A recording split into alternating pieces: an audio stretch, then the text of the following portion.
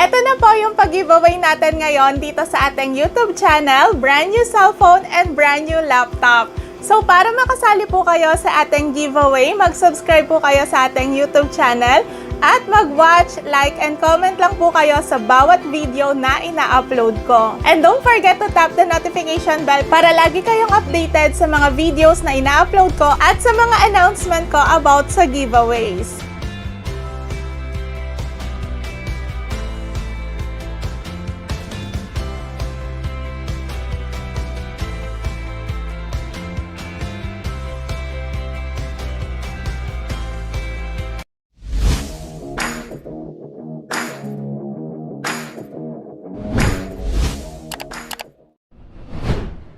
Hello mga abangers! Welcome back po sa aking channel. Kung naghahanap ka ng pagkakakitaan gamit ang iyong cellphone, laptop, desktop, nag-share po ako ng mga home-based jobs, free-to-earn apps, mga play-to-earn games, at kung ano-ano pa na pwede natin pagkakitaan. At kung meron kang heart badge dito sa aking YouTube channel, qualified ka sa live raffle draw ng ating cellphone or iPad giveaway monthly. Kaya ano pang hinihintay mo? Click the subscribe button at i-click mo rin po yung notification bell para lagi kang updated sa mga bago kong uploads.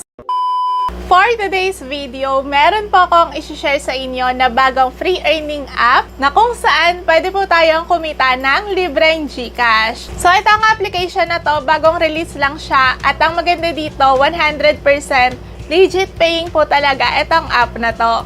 Kaya stay tuned mga abangers, huwag po kayo mag-skip ng video natin for today para makasunod kayo sa step-by-step process kung paano ba tayo kikita dito. Ito yung application, My Idle Plans. Pwede nyo po itong i-download sa Google Play. So pag open natin itong application, itap lang po natin itong okay para makapag-agree tayo sa privacy policy. And then pwede po tayo mag-login dito using Facebook or Google. So paano ba tayo kikita ng libreng pera sa application na to? Dito sa app na to, para tayong mga plantita, kasi ang gagawin lang natin is mag-aalaga tayo ng plants at palalakihin lang natin. So para mag-grow tong plants natin, itatap nyo lang siya ng itatap. Ayan. So kapag napuno natin itong bar na to, magle-level up na tayo. Pero after nyo pong makapag-login dito, yung pinakauna nyong gagawin na task is mag-upgrade ng gift box.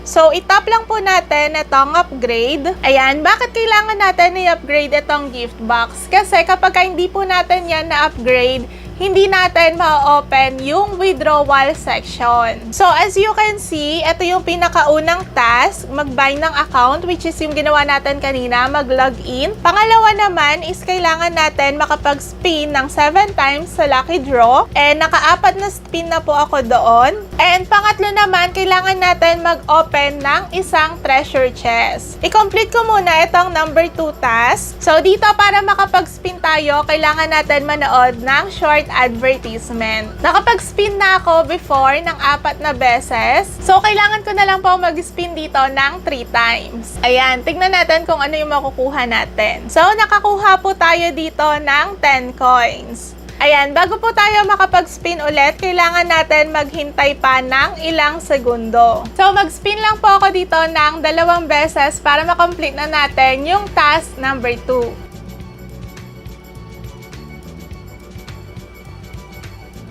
Ito na yung last spin, so medyo nakakainip maghintay doon sa mga ads. Nakakuha tayo dito ng 8 diamonds. So, balik na tayo doon sa upgrade. As you can see, meron ng check itong aking task number 2. And then, ito na lang yung pinaka-last. Mag-open tayo ng 1 treasure chest. So, paano ba makakapag-open dito ng treasure chest? Kailangan lang natin itap ng itap itong halaman para mapuno natin itong bar dito at makuha natin yung gift. So, syempre, nakakapagod dito mag-tap ng mag-tap.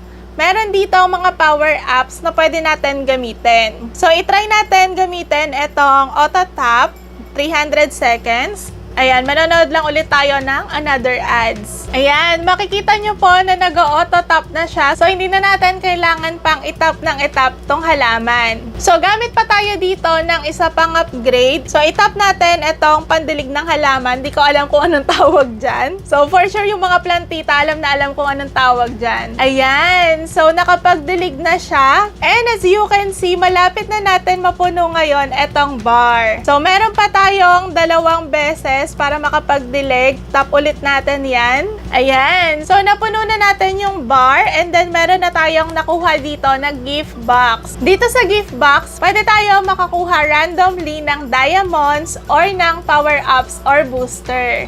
So, tap lang natin itong open. Ayan, nakakuha tayo ng 9 diamonds and plus 1 upgrade or booster. Ayan. So, tap na natin itong upgrade. Balik tayo ngayon dito sa upgrade. So, natapos na natin lahat ng task. Itatap na natin ngayon itong upgrade. Kailangan natin makapag-upgrade dito para malaki-laki yung diamonds na makukuha natin tuwing meron tayong ma-open na gift box. Since nakapag-upgrade na tayo dito, pwede na natin ma-open ngayon itong withdraw section. So, mamaya papaliwanag ko po sa inyo paano tayo makakapag-withdraw dito. Makikita nyo po dito sa may bandang baba, so meron ditong plant. Ito yung mga pwede natin itanim. And then, meron po ditong upgrade, booster, and store. Dito sa upgrade, ito yung makakatulong sa atin para mapuno natin itong bar at makakuha tayo ng gift box. So, para makakuha tayo dito ng upgrade, kailangan natin ng pera. Ayan. Every time na magtatap tayo dito, makikita nyo po na nadadagdagan yung dollar natin. So, ayan, $25 na siya. Tap lang natin ng tap para dumami yung dollars natin. At makabili tayo ng upgrades. So, ayun nga, kung ayaw ninyong mag-tap, pwede natin gamitin yung mga level ups na nandito sa gilid. So, try naman natin yung nakuha natin kanina na level 1. Soil ata to eh. So, tap natin yan. Okay. So, fertilizer pala yon. And then, itap naman ulit natin itong pandilig. Ayan. Ayan, so napuno natin kaagad yung bar and nakakuha tayo ng gift box. So this time, nakakuha po tayo ng 8 diamonds plus 100 coins and plus 1 upgrade, which is yung shovel. Ayan, as you can see, meron na tayo ditong 1,800 dollars. So, pwede po natin yan gamitin para makabili tayo ng upgrades. So, try natin bumili nitong growing speed. Ayan, as you can see, mas napabilis yung pag-grow ng plants natin dito. Automatic na siya nagtatap. And then, itry naman natin gamitin ngayon itong shovel. Ayan. So, mas napabilis yung pagpuno ng bar natin dito. At nadagdagan na po ulit yung pera natin. So, bili pa tayo ulit dito ng prop 1, capacity plus 5%. So, ito yung pandilig na sinasabi ko. So, malapit na ulit natin mapuno itong bar. And, hintayin lang natin na magkaroon pa tayo ng maraming dollars para makabili tayo ng upgrades. Ayan. So, congratulations on getting gift box. Open na natin to. By the way, kung ayaw nyong i-open agad yung gift box, pwede nyo naman yan i-open later. Ayan, ito yung nakuha natin. 6 diamonds, 80 coins, and 1 upgrade or fertilizer. So, ayan. Yung mga nakukuha nating upgrades dito, pwede mo yan gamitin ng gamitin para mas mapabilis kang makapag-open ng gift box. Meron pa ako ditong gift box na hindi na-open. So, tap natin yan. Ito yung unopen natin at itry natin siyang i-open ngayon. So, ayun lang, every time na mag-open tayo ng gift box dito, kailangan natin manood ng short ads. Ayan, so nakakuha tayo dito ng 6 diamonds, 60 coins, and 1 upgrade. Another way para makarami tayo ng coins dito, itap po natin itong lucky draw. So, yan yung ginawa natin kanina. Dito sa lucky draw, pwede po tayo makakuha dito ng coins, upgrades, and diamonds. And everyday, pwede ka makapag-spin dito ng 15 times at bago ka makapag-spin, kailangan mo munang manood ng short ads. Dito naman sa boosters, so makakatulong din to para mapabilis yung pag-grow natin ng plants. Makakabili po tayo ng booster dito gamit yung mga diamonds na nakukuha natin. So as of now, 37 pa lang yung diamonds ko kaya hindi pa ako pwedeng makabili dito. So kung gusto mo makakuha ng props, coins, and diamonds, manonood ka lang ng advertisement. Pwede pwede tayong makapag-claim 8 times dito sa store nila. And everyday, meron po sila ditong sign-in bonus. Itap po natin itong sign reward. Ayan. So, for today, nakakuha po tayo ng plus 20 coins. Another way para madagdagan po yung earnings natin dito, meron silang referral program. So, tap po natin itong invite. By the way, kapag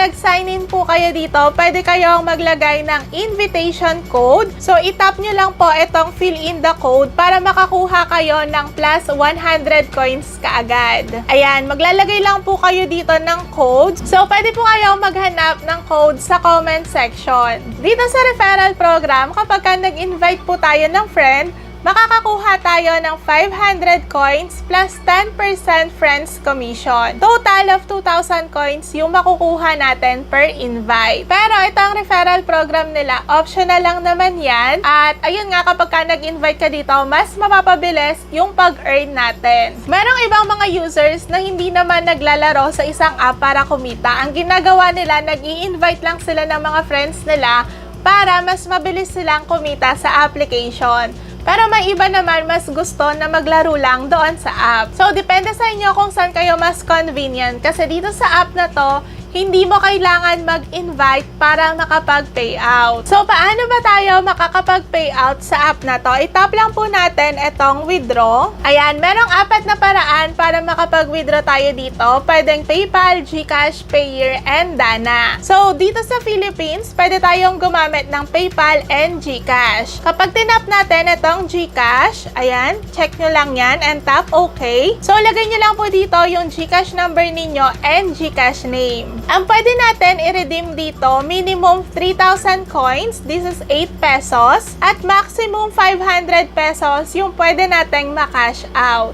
Ito na yung mga na-payout ko dito sa app. So, araw-araw nakakapag-payout po ako ng libreng 500 pesos GCash.